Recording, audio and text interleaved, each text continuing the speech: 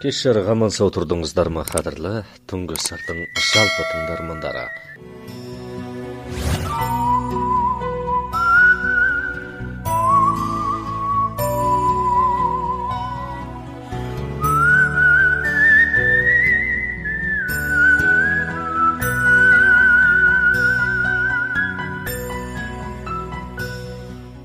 Қадірлі тыңдармандар, бізде ән сөзінде де айтылатындай көңілді көтермесі кір басады демекші, осы көңілділік деген дүние жұғымтал келетіндей. Басқаның көңілін көтере алған адам өзі де көңілді болады. Бізге ұшырасатын кез келген кісінің өзіндік мұң, наласы, қуанышы, арман, тілегі, таудай талабы болады. Басқалармен сырласқымыз келіп тұрады. Ендеше, сіз осындай сырластарға сондай орай бердіңіз бе? Олардың тұрмысына зәредей болса да назар аударып көрдіңіз бе? Тек реформашылдар ғана қоғамның оңды өзгерісіне түрткі болуы әрине екі талай. Қане, дәл қазірден бастап өзіңіз жолыққан адамдардың көңілін көтеруге кірісіңіз. Бұның өзіңіз ойлап қандай бір пайдасы бар деп ойлауыңыз мүмкін. Әсілі басқалардың көңілін көтеру арқылы өзіңіздің көңіліңіз көтеріледі. Қанағат табасыз, істеген ісіңізге риза боласыз. Басқаларға жақсылық жасау жауапкершілік емес. Қайта бір түрлі шаттық және қуаныш деуімізге болады. Өйткені ол сіздің денсаулығыңызды жақсартып, мерейіңізді көтереді. Осы заманғы психологияның ең маңызды жаңалықтарының бірі тек бодау бергенде немесе ұстамдылыққа дағдыланғанда ғана адамдар өзін жете танып және көңілді тұрмыс кеше алатынын ғылыми тұрғыдан дәлелдеуі болып отыр. Басқалардың қамын көбірек ойлау өзің үшін қамығудан, айықтырудан сырт, достарыңды көбейтіп, тұрмысқа қызғындылығыңды арттырады. Ендеше, мұны қалай іске асыруға болады? Мазасыздықтан арылып, алаңсыз, бақытты тұрмыс кешіру үшін біз көптеген қағидаларды еске сақтауымыз керек. Мәселен, өзімшілдікке бой алдырмай, басқаларға жанашыр болуымыз керек. Әр күні әлдекімнің көңілінен шығып, езуіне күлкі үйірілетін жақсы іс істеп тұру әрине бізге қажет. Адам өмірінде екі түрлі нысана болады. Бірі арманыңды жүзеге асыруға құлшыну, енді бірі құлшыныспен қолға келтіргеніңнің игілігін көру. Күнделікті тұрмыс күйбеңінің 90% дұрыс, тек 10% ғана теріс деуге болады. Көңілді тұрмыс кешіремін десеңіз, зейініңізді 90% ұстаған оңды жұмыстарға, оң энергияларға шоғырландырыңыздар. Қолда жоқты көксей бермей, қолда бардың қадірін білгеніміз жөн. Әрқандай істен жақсылық күтуге дағдылану қомақты кіріс тапқаннан да пайдалы екендігін білсеңіздер екен. Күнделікті тұрмысымыз балалар ертегілеріндегідей-ақ қызықты өтіп жатса да, көрмейтініміз, сезінбейтініміз неліктен?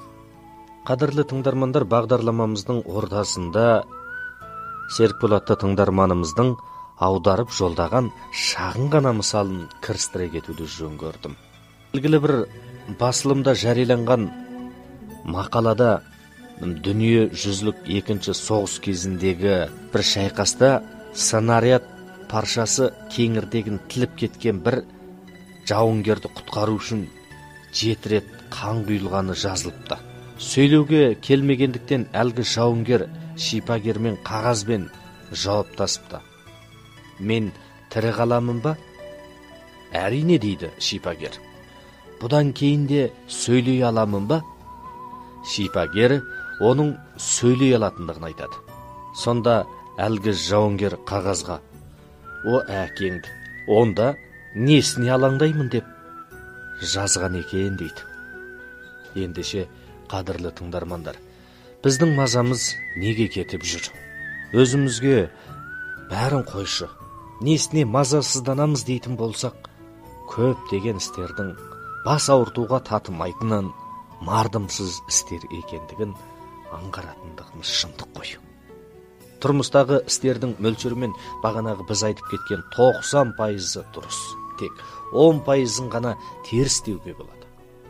Көңілді тұрмыс кешіремін дейді екенсіз, назарыңызды бағанағы 90%-ды иелеген оңды, дұрыс нәрселерге идеяңызды, назарыңызды шоғырландыруыңыз қажет. Ал назаланып, қарадай шаршап, күнде ақырып, көңілсіз күйіп кешкіңіз келсе, әрине, теріс болған 10%-ды ұстайтын істерді күнделікті ойлай беріңіз. Қап-қара сұмбыл шашыңыз 2-ақ күнде ағарады. Бетіңізді ажым торлайды.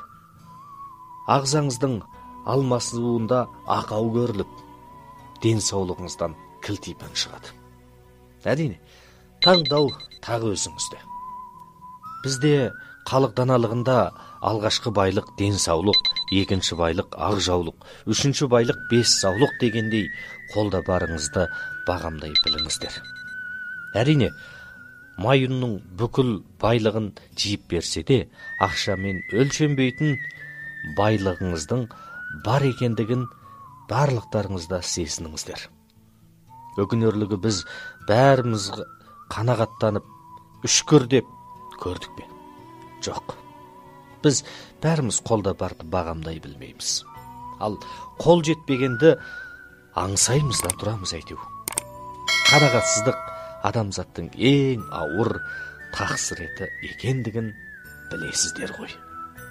Иә, қадірлі тыңдармандар, Түнгі сырдың бүгінгі берілімін осы араға дейін жалғастырдық. Бүгінгі түнгі сырда демек айтпағымыз күйгіліктеніп, кейі бермей, қолда бардың қадіріне жетіп, бақытымызды бағамдай білуді естен шығармағанымыз жөн дегенді және де бір рет ескертіп қою ғана. Әрқашан мықты денсаулық, көңілді күн тілеймін. Аман сау болыңыздар, өздеріңізбен түнгі сырда үнемі сырлас болатын мен Ерғазы Медетқанұлы. Қашанда сіздерге көңілді күн, мықты денсаулық бар жақсылықты тілеп отырамын. Аман болыңыздар.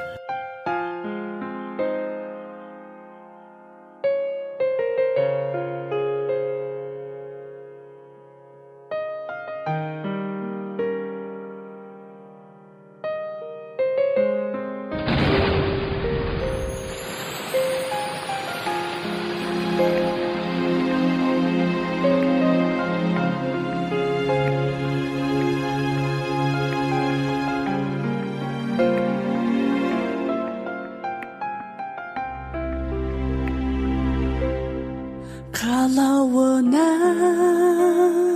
қайрандап түнгі үміттің, қайран жүрек қалжырап кімді күттің, кімде салды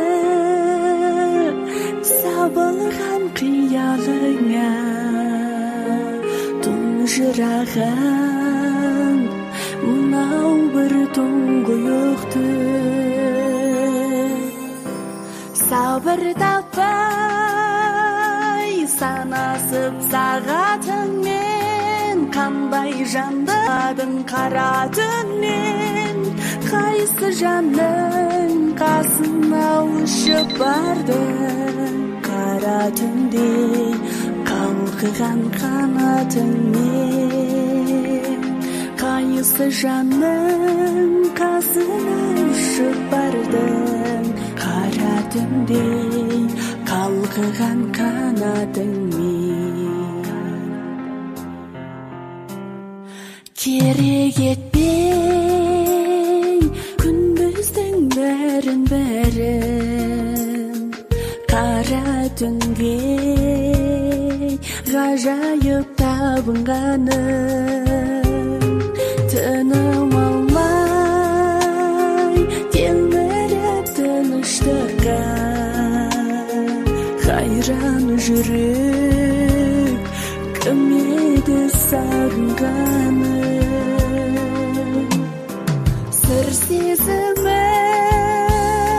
соншама тасып тыңнан, сен қалқығандай құдірет асықтырған қара түнде ғаламат бақыт сыйлап қара түнге кім сені ғашық қылған қара түнде ғаламат бақыт сыйлап қара түнге кім сені ғашық қылған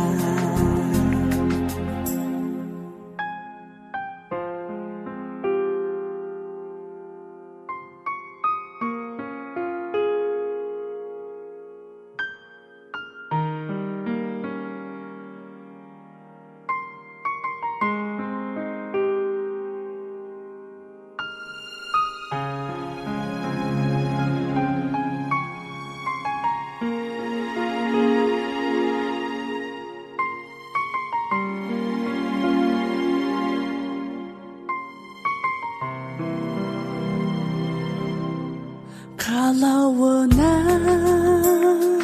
қайрандап түнгі үміттің қайран жүрек қалжырап кімді күттің кімді салды сабылған қиялыңа тұнжыраған мынау бір тұңғиықты сабыр таппай санасып сағатыңмен қандай жанды қаладың қара түнмен қайсы жанның қасына ұшып бардың қара түнде қалқыған қанатыңмен қайсы жанның қасына ұшып бардың қара түнде қалқыған қанатыңмен